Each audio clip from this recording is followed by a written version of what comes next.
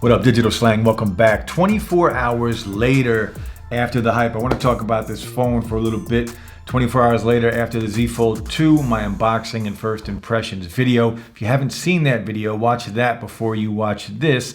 I'll leave it up in the cards right up here. You check that out. So I wanted to make this video because, look, I'm always excited. I get a new product, I get something new. It's like a toy, right? I get excited, I unbox it, I'm very happy. So first impressions, sometimes they might be a little biased because I'm so excited. So I wanted to drop this video 24 hours later. I've been using this phone since I got it. SIM card went right in it, and then I've been using this as my daily driver since then. So I have some thoughts about the Z Fold 2, and we're gonna get right into it. And I wanna talk about the front display first. So this front display on here, 6.2 inch OLED display, a little better than 720. And I'm very happy with it, to be honest with you. Now you can see how thin it is, right? It's not very wide. Again, look at the display difference between the Note 20 Ultra and the Z Fold 2. The Note 20 Ultra, much wider display. This does take some getting used to. But what's good about this display, number one, comparing it to last year's Fold, much improved, very good. Don't let the resolution fool you. You can see here on camera, this display does look really good, and you're not going to have a problem with it. But what I do love about it, it's one-handed use. You can use everything with one hand, and it's very easy. Even typing on here, the keyboard, it's not an issue. It's just not an issue. I thought it would be because it looks small, right? It doesn't look like a very big keyboard, and you can throw Gboard on there or some other keyboard if you want, but it's very easy to use, one-handed use. Everything works very smooth. The processor in here, the Snapdragon 865 Plus, is a beast. The 12 gigs of RAM is going to allow you to do everything. And if you just use this display, 60 Hertz, you're going to have great battery life. And I've noticed I have right now 42%, and I've been using this thing since about 5:30 a.m. when I get up in the morning. It's been in my hand pretty much all day long, and I've been using it not, every second of the day, but I've been using it pretty heavy throughout the day, putting it through its paces, testing it out, taking some pictures, taking some video, social media, the things I'm going to do on a daily anyway, watching YouTube videos. But overall, the front display, I love it. You can still use it with one hand lengthwise. I can reach the top with one hand, and I do enjoy that very much. And it's just an experience that I haven't used or had on a phone in a very long time. Phones are gigantic these days. Put aside the Pixel 4a budget phones, the iPhone SE, a flagship phone, the Note 20 series, the iPhone series. Those are all very difficult to use with one hand. This is a premium, and I mean premium, very expensive product that you can use with one hand. On the front, when we open it up, it's a little different story. Another thing I love on this phone is the fingerprint sensor on the power button. Man, do I love this. I wish phones would go back to this. I didn't realize how much I missed it, but this thing, it is instant. Look how fast this thing is. It's instant. As soon as you touch it, super fast, instant. I love it. And it's very tactile. It feels good. When you hold this phone, you feel like you're holding something very expensive, and you are. So you need to be careful with it. And that's the next thing I want to talk about. So I love the front display. I'm not worried about how thin it is. Overall, I think it looks fantastic. The tactile buttons on the side, the fingerprint sensor, the front-facing camera on here. I'll show you some pics of that. But the camera on here, it's very good for a front-facing camera. So lots and lots of good things when it comes to the front display. Now, again, it does feel like you're holding a very expensive phone, and you are. You are holding a very expensive product, $2,000, and that's my next thing. Now, this is where you have to be very careful. This phone is so slippery, it's ridiculous. I don't know how the Mystic Bronze is, but the Mystic Black, not only is it a fingerprint magnet, slippery as hell, one of the slipperiest phones I've ever used. And the problem is it's very difficult right now to get a case for this phone. A lot of the companies don't make cases for this phone. A lot of the companies that do, they're not available yet. They're not out yet. And even shipping times, if you go on Amazon and you check for cases, a lot of the shipping times run until October or even some in November. So I went out and last night I ordered a D-brand skin because this thing is that slippery. You have to be very careful with it. You have to really pay attention to how you're carrying it. If you're wearing basketball shorts and you sit in your car, it's coming out. It's going to fall out of your pocket. Hands down, it's coming out. So you don't want that to happen on this device. It is very expensive. So be aware of that. Cases are very hard to come by right now. Buy yourself a D-brand skin. It will give you a little bit of grip on it so you have a better hold of your phone, but it is very slippery. And again, I have the Mystic Black. The Mystic Bronze with the matte finish might be a little different. It might be a little better, but I do worry about this phone. I am very careful with it. And because of that, it makes me question, like, do I want to use this phone as my daily driver? Because it is very expensive, and do I really want to have to be that careful all the time? If I'm using my iPhone 11 or the Note, I'll come in and I'll chuck my phone and I'll throw it on the couch or something, or I'll just place it on like a countertop and I won't think twice about it. I am babying this thing. I am placing it here. I am placing it there. I'm trying not to scratch it up. I definitely don't want it to fall. If I'm outside walking, I make sure I got a good grip on it. Or if I have shorts on, if I sit down or angle my body anyway, grab your phone because it is that slippery. So just be aware of that. Now, one of the things I love, of course, is the display on the inside. 7.6 inch display here, 120 hertz refresh rate, and this thing is amazing. Consuming content is such a joy on this thing. It's just a good time. It really is a good time. The screen is amazing. Check out, if we go into YouTube, so we'll watch the video from yesterday. Stereo speakers, which are very loud. I had to lower the volume yesterday while watching videos, and I live by myself, and I lowered the volume. It's still a phone, but it's so new to me anyway. Looks good that way, right? You can scroll. I have to learn, right? It's something I have to play out. With, multitask on here, or if you want to turn it. I'm super excited to do it, and my SIM card's already in. You get that full screen display. I will give you guys a full review. It does work. So very cool, very awesome. And again, you can fold this up and you can flex that way. If you're in a live stream, if you're in a live chat, right, you can take this and you can watch the live stream. You can leave comments down here and scroll through the chats while you are still watching it. So very cool in that sense.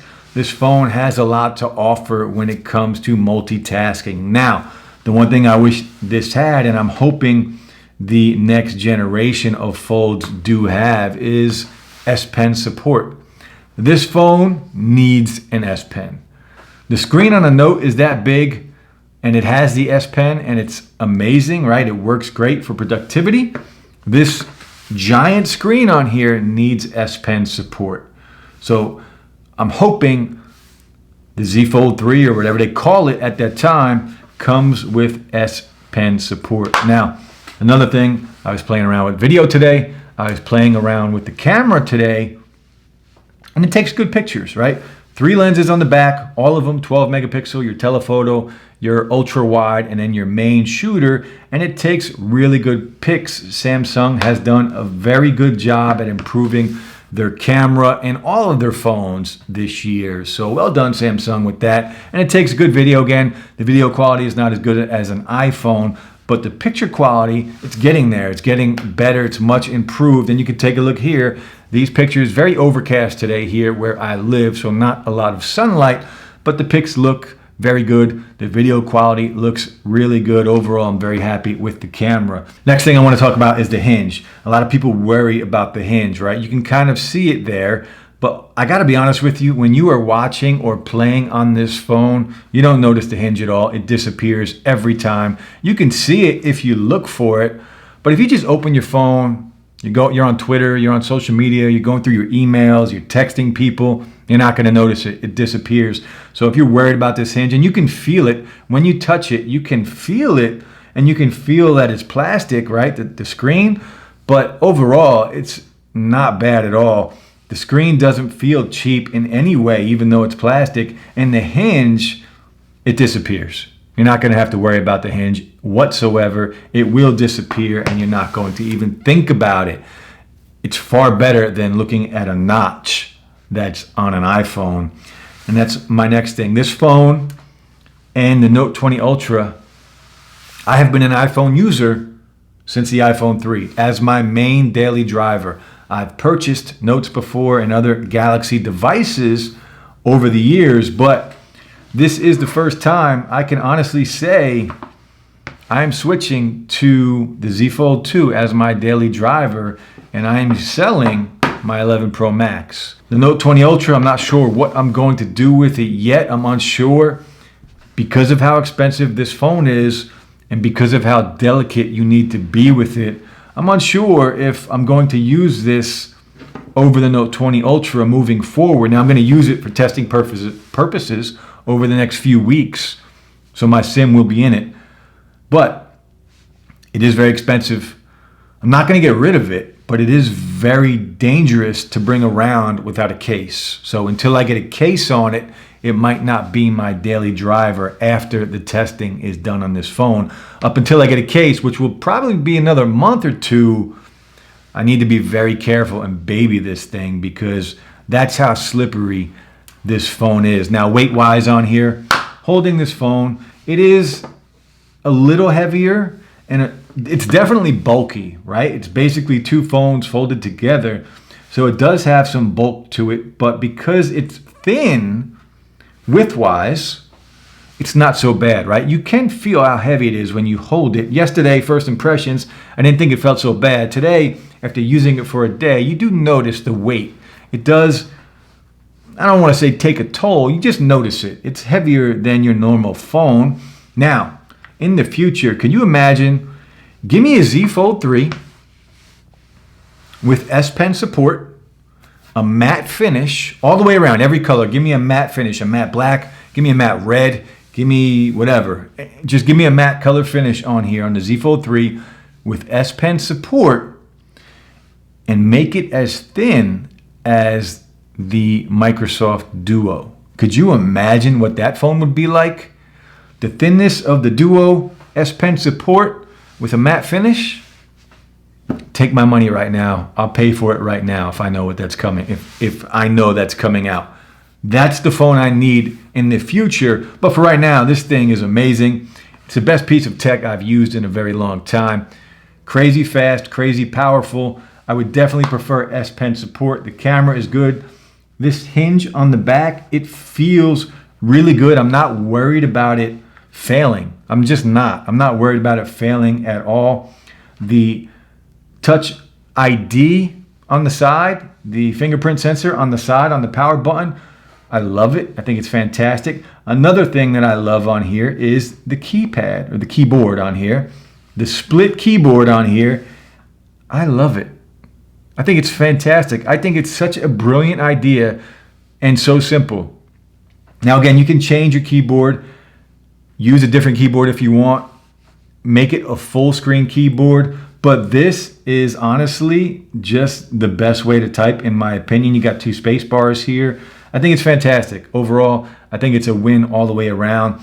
Now, another thing I do really like is flex mode. So if we go into the camera app and you turn it up, you can see, it's kind of hard to see. I'll try and get it so you can see on the camera up top. But you do have your viewfinder here. So whatever you're looking at, it will take a picture of. We'll put the iPhone here, right? The lens, so you guys can see. So you can take a picture there. You have all your controls here on the side, and you can scroll through some of your older pictures that you have already taken. Now, not all apps are supported right now for flex mode, but as developers get into it, as the Fold is out for longer, we will have more apps that are optimized to use flex mode. So look, first impressions yesterday were very positive, and 24 hours later, still, I'm in love with this phone. I think it's great. I just wish that I had a case for it right now. It is very slippery. It makes me question the color choice. I do love the black look. I wish it was a matte finish. I'm wishing now maybe I did get the Mystic Bronze, even though I'm not a huge fan of that color, just for the extra grippiness on the phone. But I'm hoping to find a case very soon. The D brand skin will come and I'll use that in the meantime. I do not think this phone is for everybody. It is kind of a niche product, right? The slab of glass, your everyday phone. I think this is still the phone of choice for just about most people. And I'm no different. I still love the Note 20 Ultra. I still love the iPhone 11 Pro Max. This, however, is just something different, and it's amazing. It really is just a great piece of tech. Well done, Samsung. It's just something different, and it feels like you're holding a very expensive piece of technology, and it works fantastic. Again, the front-facing screen on here, I love it. I love the display on here. Don't let the resolution bother you. I don't have any issues with it. One-handed use on here all day long. As long as you don't have tiny little hands, you'll be fine. And once you open it up, I mean, look at that thing. Look at how good that looks. Throw a nice theme on there. The colors, the vibrancy of Samsung's displays. It's just incredible. So Z Fold 2, 24 hours later, still very good. Very impressed with this phone. What I would like to see on the next gen. I will have a full review in a couple weeks on this phone. But I wanted to give you guys a 24 hours later my thoughts on this phone, because yesterday I was super excited. Today I'm a little toned down, right? Some good, some bad. I am worried about how slippery this phone is because it's very expensive. So be careful. If you have this phone, be very careful with it. And if you have a Mystic Bronze Fold 2, let me know if it's the same, if it's very slippery to hold, if it's a problem, if you're worried about it, because the Mystic Black, man, be careful. That's it, guys. I'll be back soon. Peace.